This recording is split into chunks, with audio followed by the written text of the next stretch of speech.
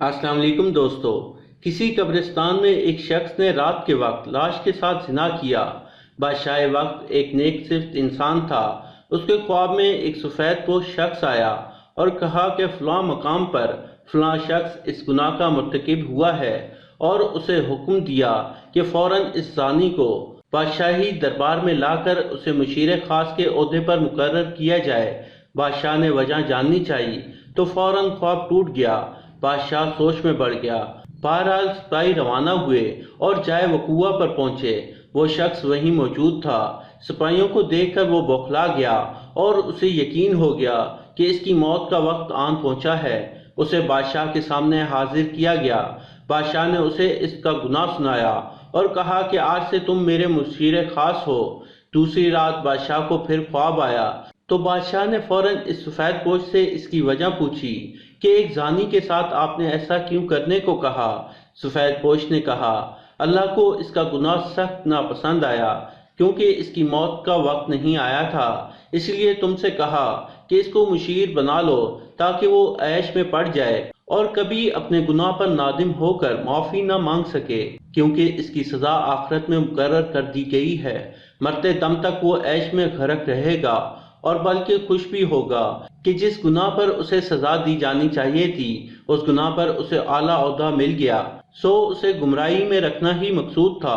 तो दोस्तों, जब गुनाह करने पर आसानी मिल जाए तो समझ लेना कि आखिरत खराब हो गई और तुम पर तौबा के दरवाजे बंद कर दिए गए हैं। क्या आज ऐसा नहीं है? बार बार हमें गुनाहों का मौका मिलता है और कितनी आसानी से मिलता है, और हमारी कोई पकड़ नहीं होती। हम खुश हैं, ऐश में हैं। कितनी ही मर्दों ख़वातीन कितनी बार घटिया अमल के मुर्तकिब होते हैं और मर्द अपनी जीत और औरत इसे अपनी जीत का नाम देती है, और अगली बार एक नया शिकार होता है। पहली बार गुनाह पर आपका दिल जोर जोर से धड़केगा, दिमाग गैर शऊरी सिग्नल देगा, जहन में एक ठेस उठेगी, जिस्म लागिर होने लगेगा, कांपने लगेगा। ये वो वक्त होता है जब ईमान झंझोड़ रहा होता है, चिल्ला रहा होता है कि दूर रहो, बाज रहो इस गुनाह से। मगर दूसरी बार ये शिद्दत कम और फिर खत्म हो जाती है। फिर इंसान मस्त रहता है और कुछ भी, मगर अफसोस के ऊपर वाला इससे अपना ताल्लुक कता कर लेता है।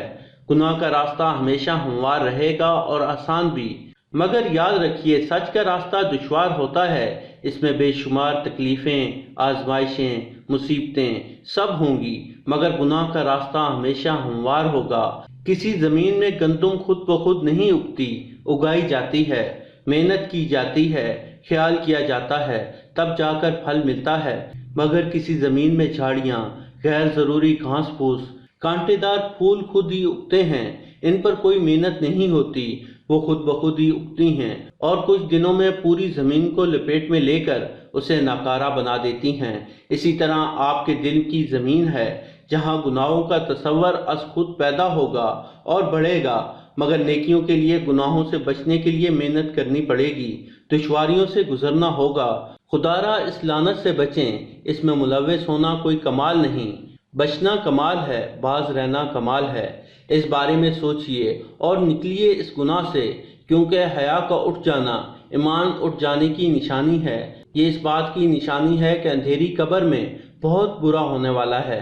अल्लाह ताला हमें गुनाहों से बचने की तौफीक अता फरमाए, आमीन। दोस्तों, ये थी हमारी आज की कहानी।